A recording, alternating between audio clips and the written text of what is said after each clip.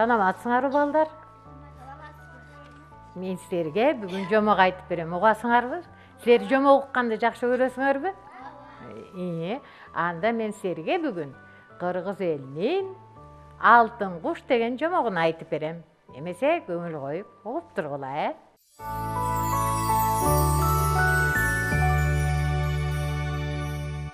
Илгери биздин Ала тоонун ичинде, бир бийик тоонун бетинде Аксакал карыя жашаптыр.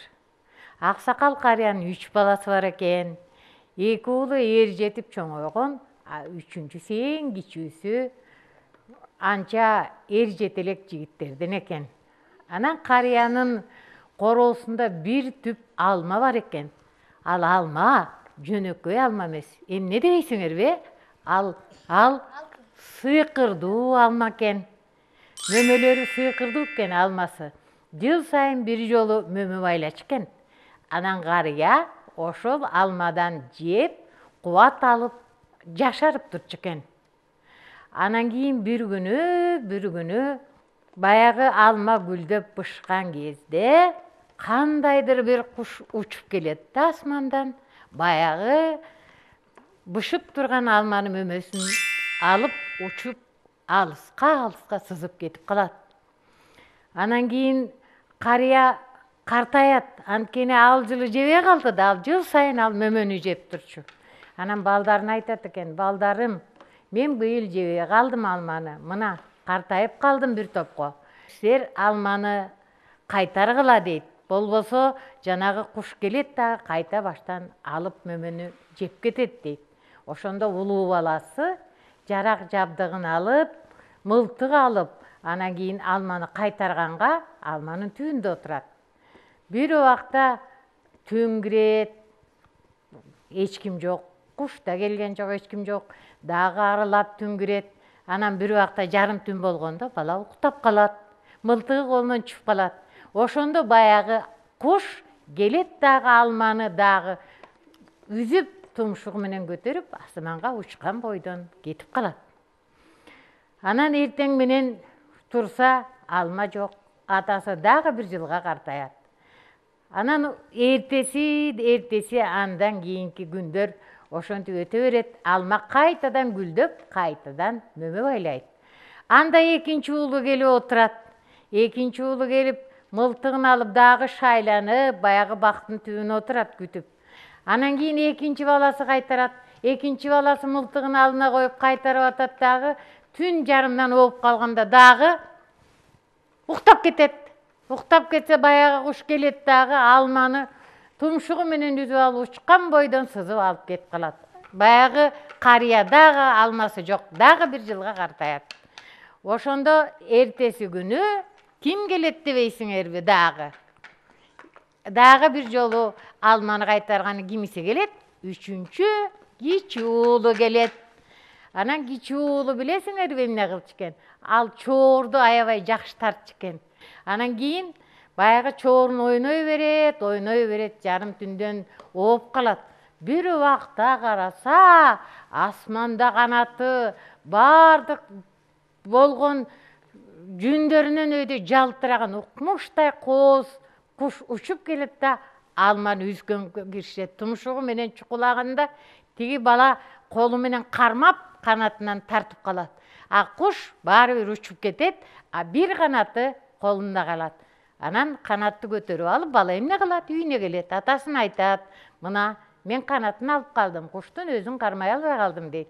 Анан караса, алтын канат экен, жөнөкөй эмес. Ошондон улам балдар, ал алтын куш деп аталса керек. Анан кийин атасы айтат: мен минтип жүрсөм картая берет экенмин. Андан көрө ошол кушту кармап мага алып келгилечи дейт. Эки баласы абдан жакшы атты окуйт, жакшы курал жарак алат. Бүлүк аттарды минип издегени баягы алтын кушту тоо жака кетет. Анда кичүү баласы да айтат: мен деле барбайынбы ата? Мен деле сагап келип бербейинби кушту кармап дейт.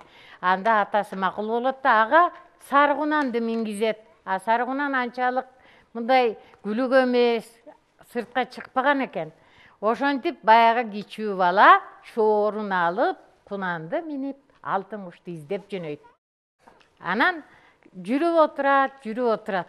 Бир убакта келсе, чоң таш жатат жолдун кайрылышында. Ташта чоң жазып турат дейт. Оң жака барсаң, өзүң өлөсүң, а сол жака барсаң, атың өлөт деп.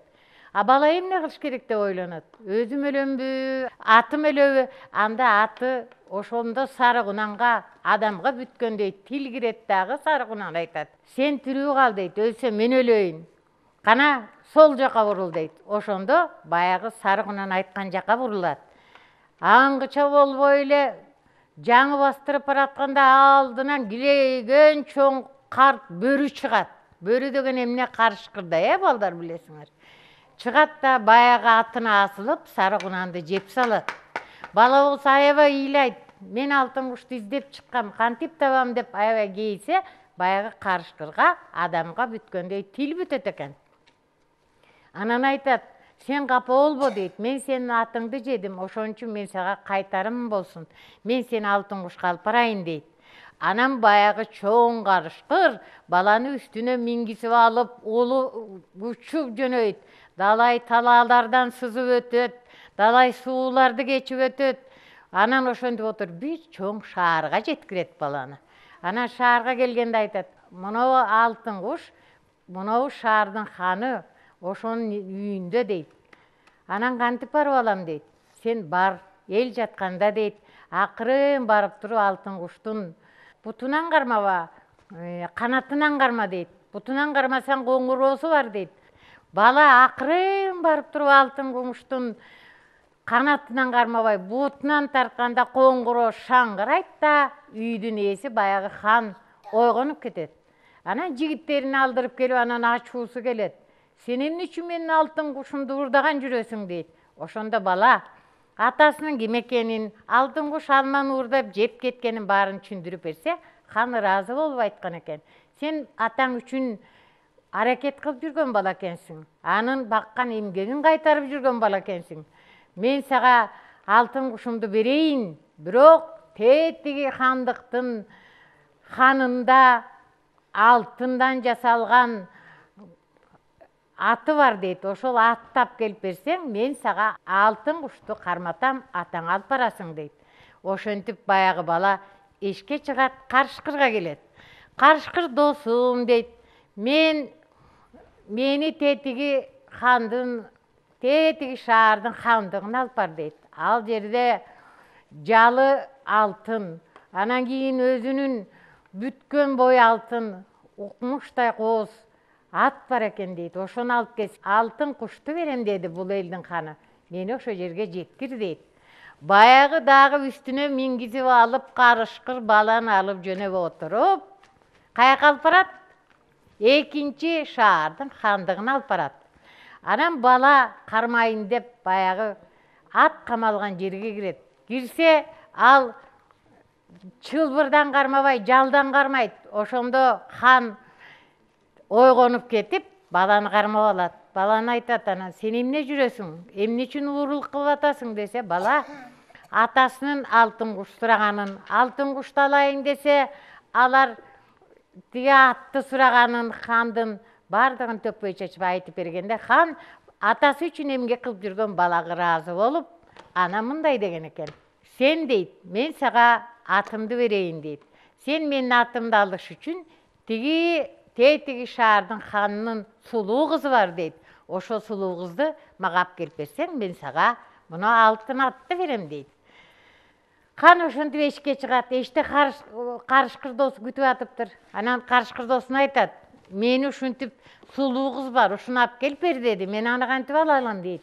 Анда карышкыр ойлонуп туруп айткан экен: "Эй досум, сен анан албайсың, мен алып келип берейин" дейт. Ошентип баягы карышкыр экинчи, үчүнчү шаардын хандыгына баягы баланы дагы асман тиреп, көк челип алып жөнөйт. Барат дагы баягы шаардын хандыгына кирет. Баланы эшикке чыштап, өзү тигил кыз турган үйдү аңдып турат. Бир убакта кыз эшикке чыгат. Кызды караса, балдар, айдай, күндөй, укмуштай сулуу экен. Ал караган жак нур чачырап турчу экен. Ошондо карышкыр кызды акырын алып üstüne mingizет да качып жөнөйт. Анан балага келет, баланы кошалат. Анан экөө баягы кыз менен бала карышкырдын үстүнө минип каяка барат? Баягы атка барат. Атты алып каяка барыш керек? Алтын кушка барыш керек. Анан атты көздөй жөнөгөндө баягы бала сулуу кызды жактырып калат.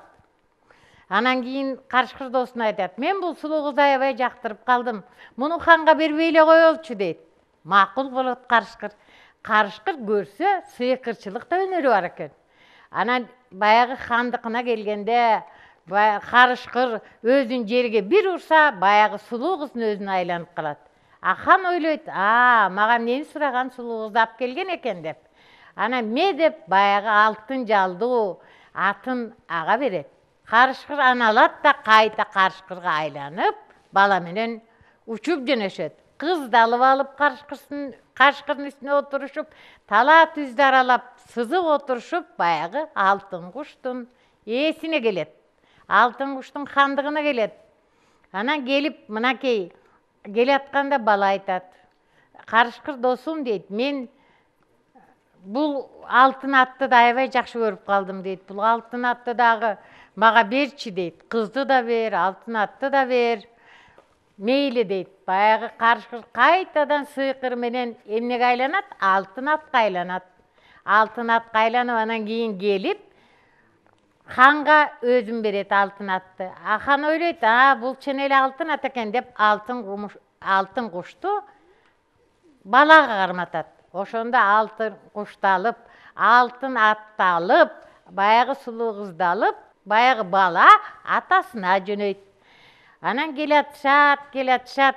Анан кийин бир убакта баягы атасын көздөй келатып, алтын куш, алтын ат, баягы сулуу кыз болуп бир жерге эс алган уктаган жатышат. Анан карышкыр айтат, досум, мен сага жакшы эле кызмат кылдым. Эми уруксат бер. Эгер башыңа кыйынчылык түшсө, мен келем. Кош деп карышкыр аларды таштап кетет. Тигилер уктаганы жатат. Анан катуу уктап калышат. Бир убакта жана сен сурап аткан баягы эки агасычы. Ошол эки агасы алтын кушту издеп, таппай, чарчап чагылып келатса эле, баягы кичи бир тууганы сулуу кыз, алтын куш болуп баары уктап атышат. Анан экөө акырын кеңешет. Мына инибиз дейт. Үйгө барса атабыз, силер таппай мына кичүү бала тапты деп бизди жаман көрөт. Келгиле, буларды өлтүрөлү дагы. Биз алтын кушту, алтын атты алып атабызга бар, биз таптык деп айталы дейт. Анан ошентип баланы өлтүрүшөт.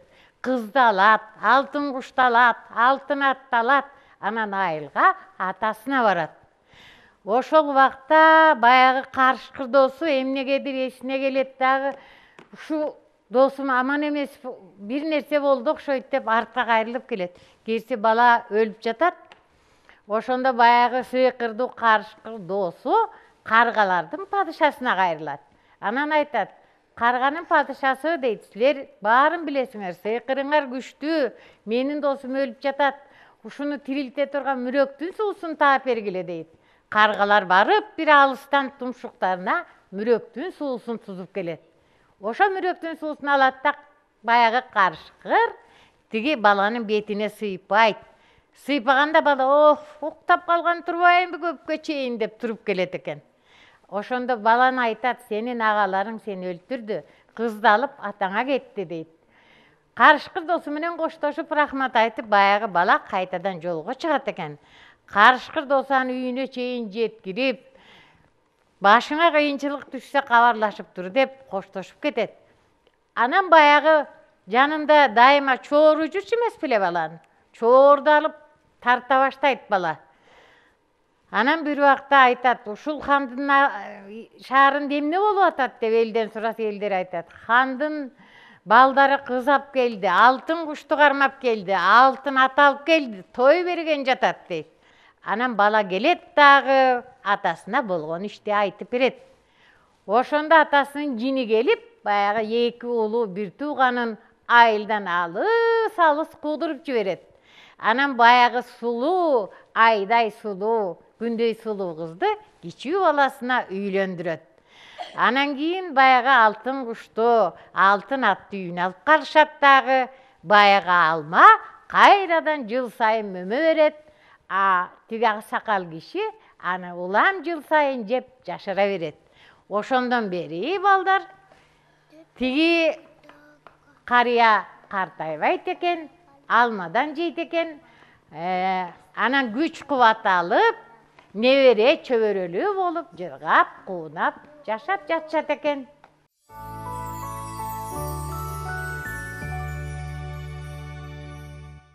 Балдар, менин айтып берген жомогум аз да болсо силерге жактыбы? Эгер жаккан болсо, колуңардагы буйтукчаны көтөрүп койгулачы гана.